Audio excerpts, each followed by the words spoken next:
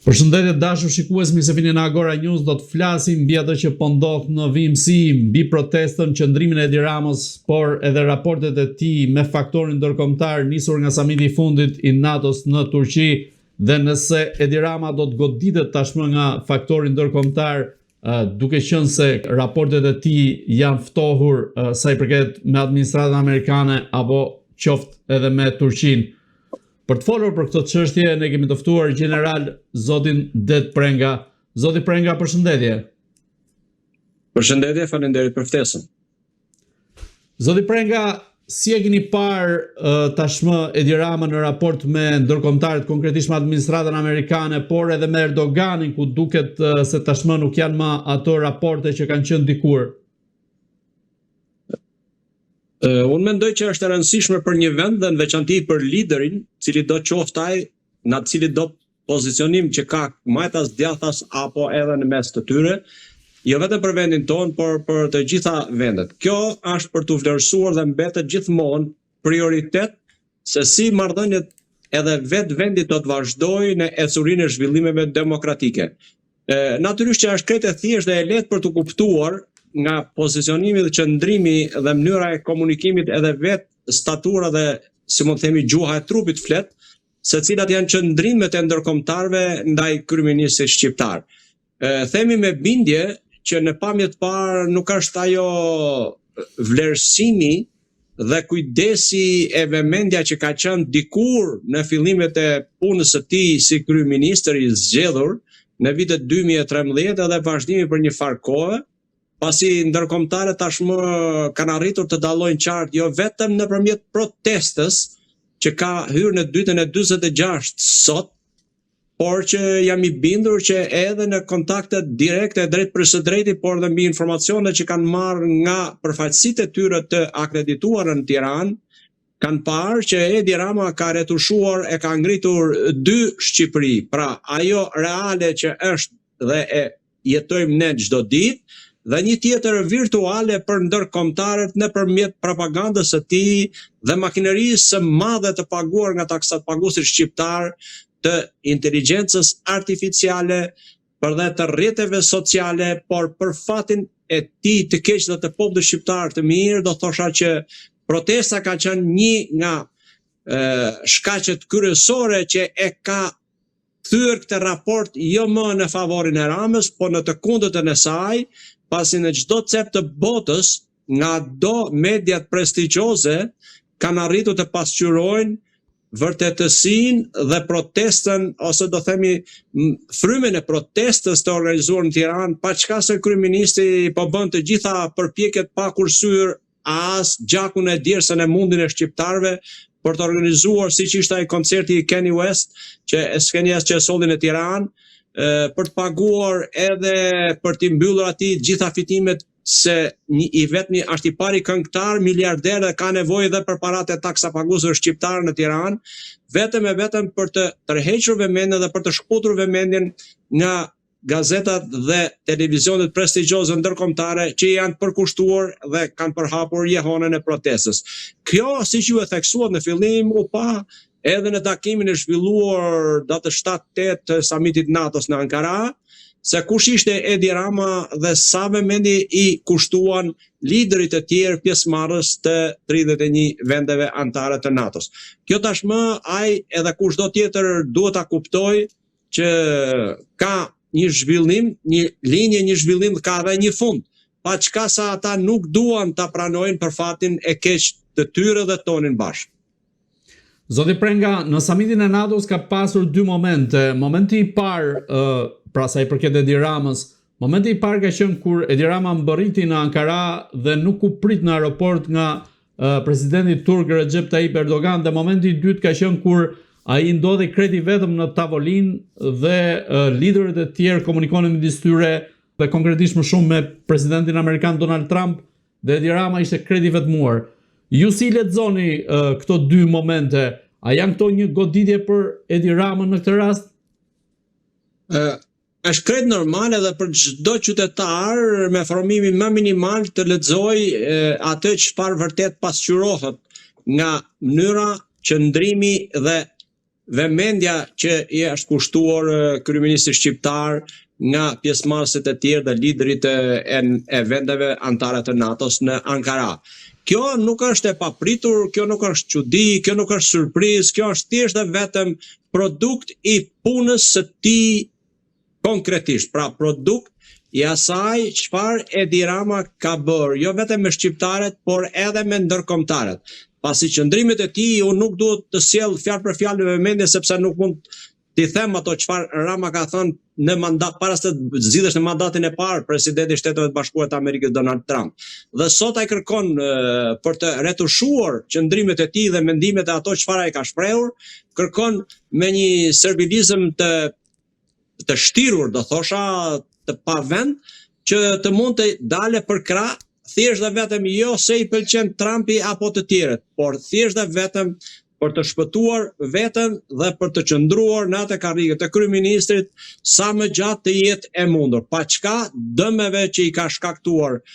popullit, kombit shqiptar dhe vetë politikanëve, ndërkombëtarëve në qëndrimet e tij, dhe detyrimisht ky është produkti i asaj që ai ka kërkuar të bashkëpunojë në dëm të Shqipërisë dhe shqiptarëve, në dëm dhe pa një vizion e, si mund të themi, kur në ngjitje të përfaqësimit ndërkombëtar dhe detyrimisht nëse lëviz në marrëdhënie diplomatike i e pa vizion dhe qëndrimet tuaja ato çfarë deklaron sot të nesërmen i përmbys, është tepër e vështirë që një vend i vogël si Shqipëria me pak zhvillime dhe ndikim ndërkombëtar të mund të përmirësoj apo me çdo formë, mënyrë, metodë të ngrejë figurën e tij. Kështu që detyrimisht që është thjesht dhe vetëm gjithë puna dhe ajo çfarë ai ka realizuar në marrëdhënie me ndërkombëtarët, në fushën e diplomacisë dhe pastaj detyrimisht edhe ato çfarë ai ka realizuar në programin qeveritar gjatë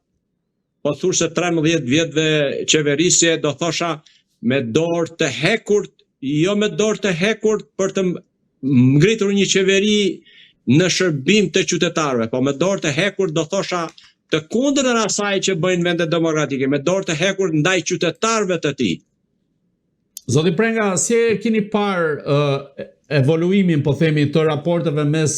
Edi Ramës dhe Erdoganit, ku duket se tashmë nuk janë më ato raporte të dikurshme dhe duket se Turqia po zëvendësohet sa i përket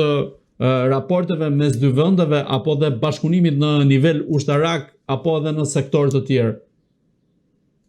Unë mendoj që Rama e ka pasqyruar dhe nëpërmjet deklarata, por përgjithësi nëpërmjet veprimeve,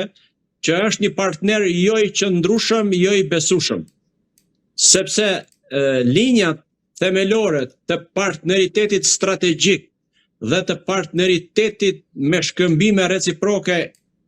interesash, duke patur mes dhe interesat e vendit, ai nuk ka treguar, si mu themi, një linjë të qëndrueshme, por ai është lëkundur sa në një drejtim në një tjetër, duke menduar vetëm për interesin e tij personal dhe të enturazhit që e rrethon, pa qenë një vizionar politikan për të menduar së pari për partnerët strategjik që nuk mund të lëvizin sa herë do apo ka dëshirë një kryeminist i cili do qoftë ky, apo edhe të enturazhit të tij që rrethon qeveritar. Kjo vjen si rezultat i unit, për fat të keq, që e ka Rama të theksuar, dhe i mungesës së dëshirës për të dëgjuar dhe për të marrë mendime nga ekspertët që ka, dhe detyrimisht që Ministria për Evropën dhe marrëdhënie me Evropën dhe do thosha edhe marrëdhënie me jashtë është ajo që duhet luajë një rol të rëndësishëm nëpërmjet strukturave të brendshme që ka, por mbi të gjitha nëpërmjet përfaqësive tona të akredituar në vendet më të rëndësishme në të gjithë botën, po kryesisht në Evropë. Kjo e ka treguar më së një herë Edi Rama që është ai që flet, propozon dhe vendos, dhe nuk merr mendimin e askujt, dhe ata të cilët i paraqesin një mendim ndryshe edhe nëse është në favorin e Shqipërisë, jam i bindur që ai do të vejë të gjithë bateritë që ka, forcën e tij të pushtetit duke e përdorur në mënyrë më të keqe të mundshme për të bërë atë çfarë nuk duhet bëjë një lider pra për ta hequr nga skena politike. Kjo është rezultat i pushtetit të gjithanshëm që ai kërkon të ketë dhe ja ka arritur pothuajse për të futur në dorën e tij dhe për të përqendruar gjithçka në duart e tija në dëm të demokracisë së brendshme së pari të asaj që unë do ta quaja Partia Socialiste, por për fat keq i është besuar vetëm këtij dhe një,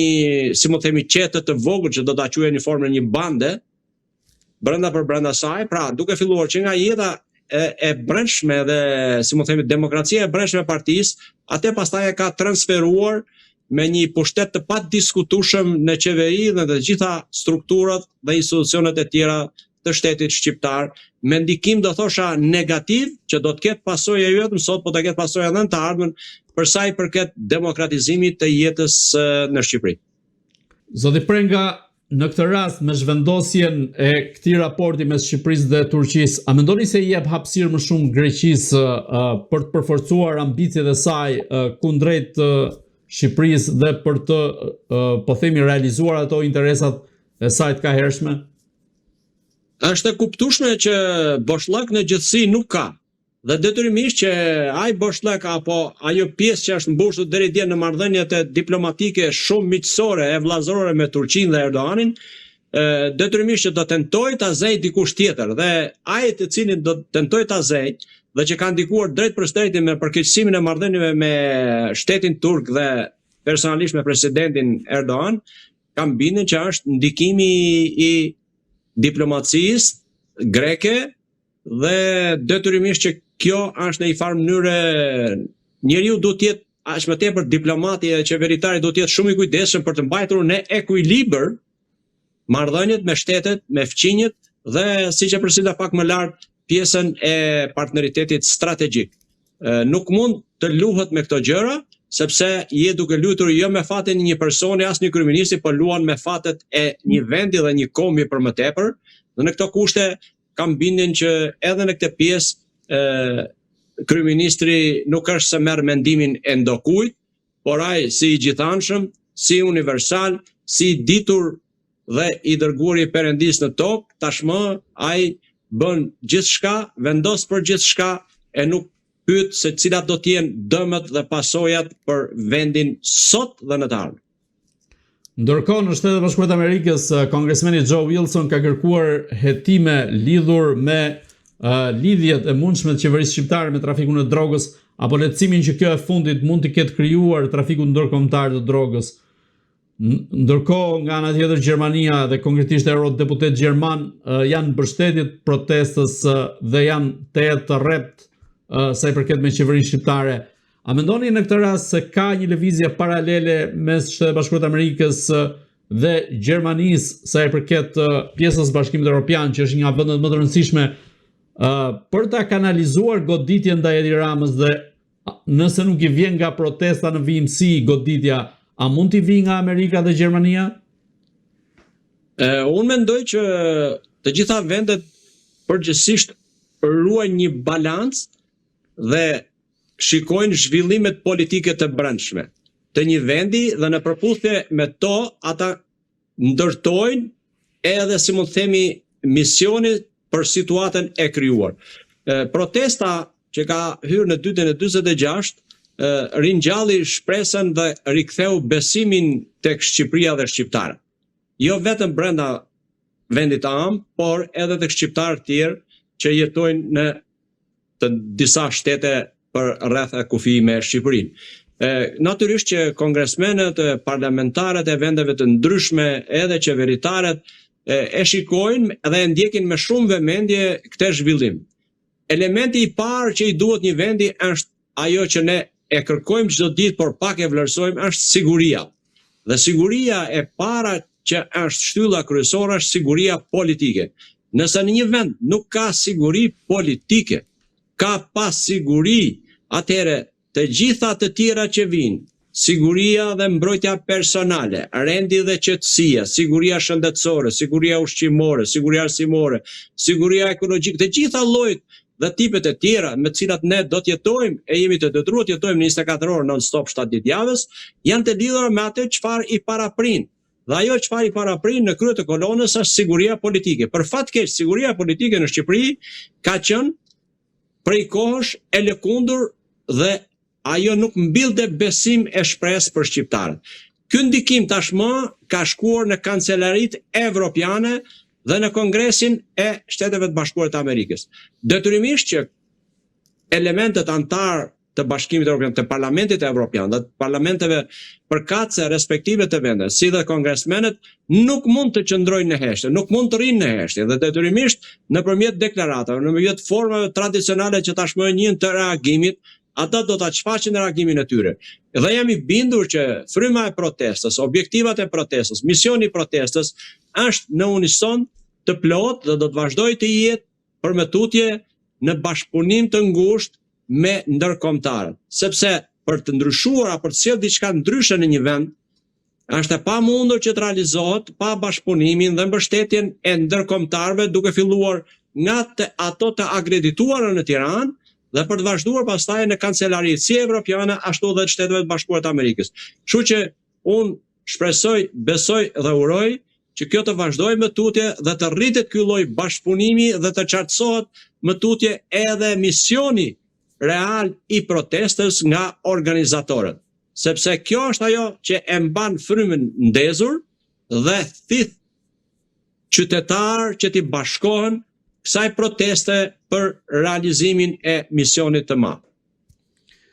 Zoti Prenga, mendoni se dosja ose më saktë takimi sekret i Arubës, ku dyshohet se janë takuar njerëz të kryeministit Edi Rama me trafikant ndërkombëtar për atë trafiku të drogës, pra eksponent shumë të lartë të krimit organizuar dhe trafiku drogës në Amerikën Latine, të cilët një pjesë e tyre dyshohet se fshihen pas investimeve në Zvërnec. A mendoni në këtë rast se kjo dosje, nëse SPAK-u pra e çmonton tërësisht dhe e zbardh si dosje, mund të jetë fundi i Edi Ramës? Unë mendoj që tashmë është mbushur kupa në të gjitha aspektet dhe drejtimet, qofshin ato politike, qofshin ato ndërkombëtare, diplomatike, qofshin ato edhe elementit e ekonomik dhe të trafiqeve të ndryshme që vazhdojnë të organizohen dhe të gjejnë një stre apo një shtrat të përshtatshëm në Shqipëri, duke filluar nga pjesa e qeverisë dhe mungesës së reagimit të saj. Bota e qytetëruar për mbështetur në zhvillimet e teknologjisë dhe të shkencës bashkohore ka arritur tashmë të ketë në përgjim dhe të vejë nën kontroll në një farë mënyrë të gjitha mënyrat e komunikimit dhe të trafiqeve që realizohen dhe personat. Sky dhe Encrociati të dyja në gjuhën e dytë më të folur pas anglishtes është shqipja. Dhe detyrimisht që ata i kanë, por për fat të keq nuk kanë mundësi për të ndikuar drejt për së drejtë, sepse ato janë thjesht dhe vetëm mund merren si indicje për të përbërë pastaj praktikën dhe rrugën e ndjekjes për të marrë e të gjetë fakte nga strukturat investigative shqiptare, qofshin ato të drejtësisë. Por për fat të keq ndikimi i fuqishëm dhe kapja e çdo strukture shtetërore nga Edi Rama do ta avonojë disi, nuk mund përfundimisht ta pengoj, por do ta avonojë dhe do ta shtyjë sa më shumë të jetë mundur që të mos dalin këto të dhëna, të mos publikohen këto të dhëna, të mos hapen çështje hetimore për këto të dhëna, se nëse do të arrijë kjo,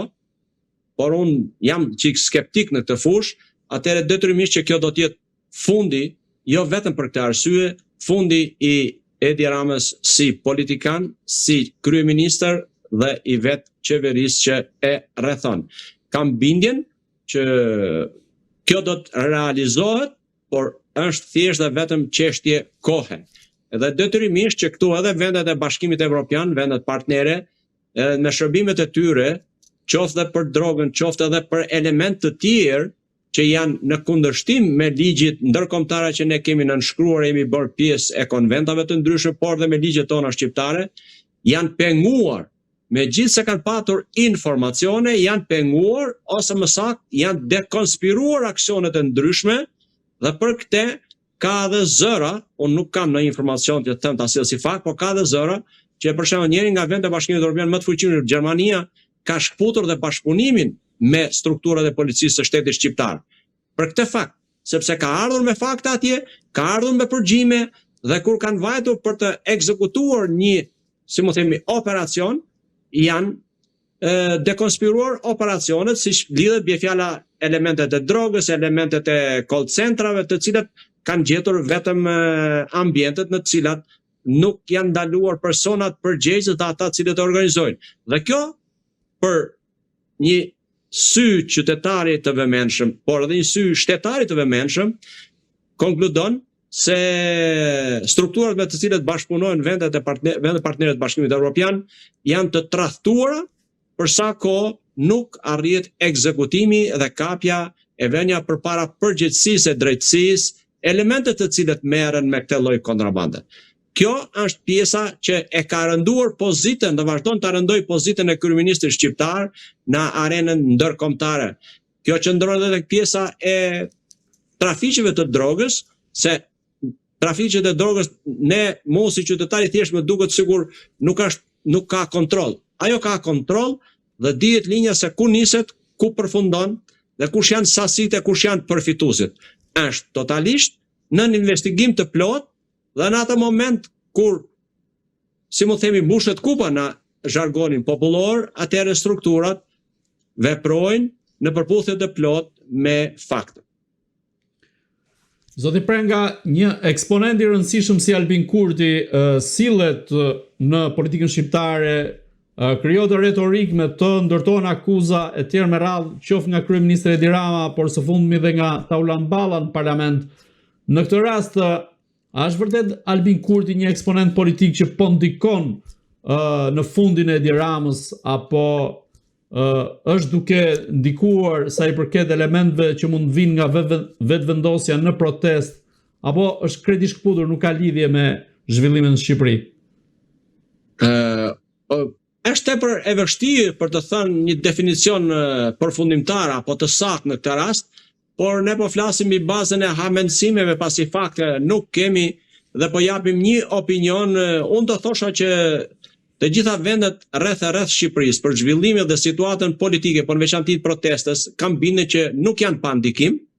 Kanë dhe ato përfshirë në një mënyrë, kjo nuk bëhet fjalë vetëm përfshirë për të ardhur 5 apo 10 apo 50 apo edhe me mira vetë në Tiranë, por në mënyra të ndryshme të interferimit. Është e pamundur që të mos ketë interferim dhe është e vetë kuptueshme kjo. Detyrimisht që cili do politikan, cili do qeveritar, edhe jo vetëm, kam bindjen që në sensin e asaj që do të shfrytëzoj momentin, këtë moment nuk besoj se lën askush të ikë nga duart për ta përdorur dhe për ta shfrytëzuar në mënyrë të dukshme apo të padukshme, për të shprehur drejt për së drejti se cilat kanë qenë marrëdhëniet e ndërtuara nga vetë zoti Rama. Pra, po i kthehet një pjesë e asaj që vetë zoti Rama ka ndërtuar marrëdhënie me zotin Kurti. Sepse ne e dim se kush kanë qenë qëndrimet dhe hapat shumë të rëndë në çështjen e Republikës Kosovës që ka ndërmarrë Edi Rama. Duke filluar nga helikopteri që ka përdorur ka bind ish presidenti Thaçi për të miratuar në parlament gjykatën speciale, nga momenti tjetër që ajo është bashkuar kanë qenë në nish për të ulur e për të copëzuar, ose më saktë për të bërë shkëmbimin e territoreve të Republikës Kosovës, e shumë elementë të tjerë të cilët në një politik e politikan vizionar nuk mund të bënë. Këto quhen në një gjuhën zhargonin popullor quhen tradhti, cili do të qoftë, pra edhe në qoftë se Republika e Kosovës nuk do t'i qunim që janë pjesë e kombit shqiptar, por janë një kom, një shtet i pavarur që ka problematikat e veta, por jeton në të drejtën e tij, në sovranitetin e tij, dhe ne kemi interesa reciproke. Unë do ta filloja që nga ajo pjesë që e vendosës së traut në matan tunelit të Thirrës. Për shembull, edhe kjo pjesë indikon negativisht. Pra ti do të vesh një tra me një vend që po vinë dhe një pjesë të mirë, mbi 95% të qytetarët e Republikës Kosovës të bëjnë turizëm ekonomik atdhetar. Pra, kurse ti çfarë bën, ju vetraun për t'i penguar. Dhe kjo është me një ndikim negativ në marrëdhënie. Pa fol pastaj për shumë veprime të cilat kanë qenë në kundërshtim me çdo lloj marrëdhënie, bashkëpunimi me partnerët që ke rreth, pa folur për popullsinë e për pjesën e Republikës Kosovës që kanë qenë pjesë integrale dhe në të ardhmen shpresojnë të jenë pjesë integrale përsëri e kombit shqiptar. Kështu që unë nuk mund të them që ai do ta lejë këtë moment, por mënyra e drejt për drejt e reagimit dhe e veprimit e hapur, unë nuk kam pa në një indicje. Por prap pjesën tjetër të interferimit unë nuk mund ta mohoj dhe kam bindjen që kanë pjesën e ndikimit të tyre, jo vetëm ata, por përfshi edhe nga Republika e Maqedonisë Veriut, edhe nga Lukina e Preshevës, po nuk kem pse të shkojmë kaq afër se kemi edhe më larg që vinë nga Kanadaja, nga Amerika, nga gjithë diaspora dhe këta si do t'i quajmë ne? Këta nuk janë shqiptar. Kështu që nuk duhet t'ja lëm fajin, por ne duhet të shohim nga vetja, cilat janë gabimet dhe fajet e rënda që janë bërë gjatë udhëheqjes 13 vjeçar drejtim të shtetit dhe sot vjen një moment që kur ti nuk ke aftësi për të dhënë dorëheqjen, s'ke aftësi për të drejtuar shtetin, s'ke aftësi për të dhënë dorëheqjen, atëherë detyrimisht që të presësh reagime të tjera dhe unë do të quaja reagime shumë qytetare dhe shumë demokratike. Në një vend me kaq pak popullsi, me kaq shumë resurse, është e pafalshme për cilën do qeveri. Unë nuk kam në një gjë e qëndrim pozitiv as për opozitën për fat të keq, sepse opozita më duket sikur është si thosh një mollë ndarë për gjysmë me qëndrimet e saj që ka mbajtur dhe për fat të keq asnjë nga misionet e saj nuk i ka shpirt deri në fund, nuk i ka dërguar deri në fund, në cilat do, në këto 13 vite reagimi i saj për të mos thënë ka arrit deri në ato nivele sa ta quaja bashkëpunuese, për sa kohë nuk reagon kundra qeverisë dhe vendimeve të padrejta që merr në kurriz të qytetarëve. Zoti Prenga, dhe i pyetja fundit, si mendoni pse sulmohet kaq shumë Albin Kurti? A e ka frikë Edi Rama në këtë rast Albin Kurtin se mund të jetë një figurë përbashkuese e shqiptarëve në rajonin e Ballkanit? Deri tani me çfarë ne kemi parë, kemi lexuar, pas të pavdekshmit të Ibrahim Rugova me qëndrimet e tij gandiste, kam bindjen që Albin Kurti është figura që i duhet një vendi, që i duhet një kombi, sepse është së pari atdetar, është së dyti i pa kompromentuar e korruptuar dhe lufton për të drejtën e çdo qytetari. Kjo i duhet elementet i pare, i duhet një lideri cili do qoftë ai në cilin do vend që t'jetë. Këto janë elementet e domosdoshëm që i duhen një lideri për të qenë jetëgjatë, për të qenë përbashkues, për të qenë vizionar dhe për të luftuar për interesat të cilat ai ka marrë votat. Edhe detyrimisht që në përballje me Edi Ramën, tashmë edhe sikur Edi Rama ishte një nga kryeministrat më të suksesshëm të vendit, 13 vjet në drejtim, është e pamundur të mos konsumohesh, pa fol pastaj për ato të cilat i ka bërë me koshiencë apo jo në jashtë standardeve të demokracisë së ditëve të sotme. Nuk duhet të futem në elementet të cilët janë, por ato cilit do sy i një vëzhguesit të thjeshtë, jo analisti, shikon se cilat ka qenë hapat që ai ka bërë. Por vetëm 1 e 2 po të përmendish mjaftojnë. Së pari korrupsioni galopant, edhe së dyti arroganca e skajshme e strukturave të shtetit shqiptar. Nuk janë arsyet ekonomike që shqiptarët e lënë vendin, por janë arsyet e mungesës së besimit dhe të marrjes së të drejtës që i takon qytetarit, që çdo ditë vazhdohet e lihet ky vend dhe për fat të keq vazhdojmë të shtohet numri i pensionistëve dhe jo të rinjve e të rejave që janë shpresa dhe e ardhmja e këtij vendi. Zoti Prenga, unë ju falenderoj që ishit në Agora News. Falenderit juve. Të dashur shikues, bashkë do shihemi në intervista të tjera, por mos harroni të bëni subscribe në kanalin tonë në YouTube.